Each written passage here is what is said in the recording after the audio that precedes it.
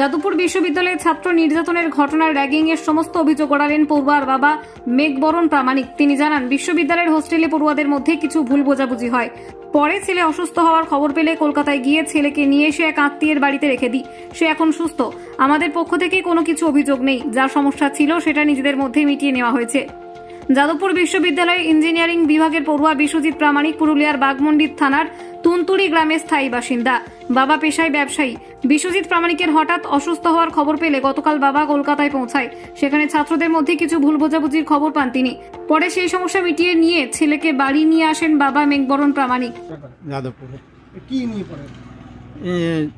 কি বলে computer engineer. Computer engineering. কতদিন ধরে পড়ছে ওখানে?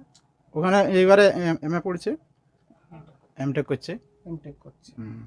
কি সমস্যা হয়েছিল? আপনাকে ছুটি যেতে হয়েছিল, কি দেখলেন? কি মানে ছেলের শরীর খারাপ বলে একটু বলেছিল আমাকে, তখন আমি গেছিলাম, দেখে এসেছি।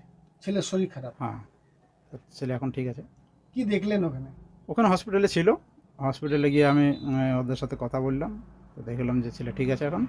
তখন আমি ওকে হসপিটাল থেকে রিলিজ করলাম আর ওর কী বলে আত্মীয় বাড়িতে দিয়ে এসেছি, কলকাতাতে আছে।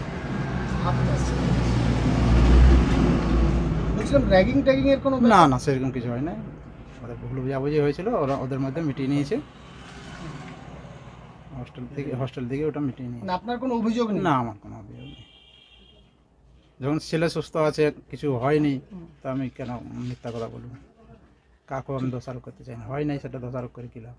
মানে র্যাগিং ট্যাগিং বা না না না, কিচ্ছু না না। কি কারণে অসুস্থ হয়েছিল? ওখানে ওদের ভুল বোঝাবুঝি হয়তো একটু ধমকাধমকি হয়েছিল ছেলেদের, তার ফলে একটু মানে গ্রামে ছিল তো, ভয় পেয়ে গেছিল, এই জন্য। আপনার নাম? Meghbaran Pramanik. Bureau report, Bengal views.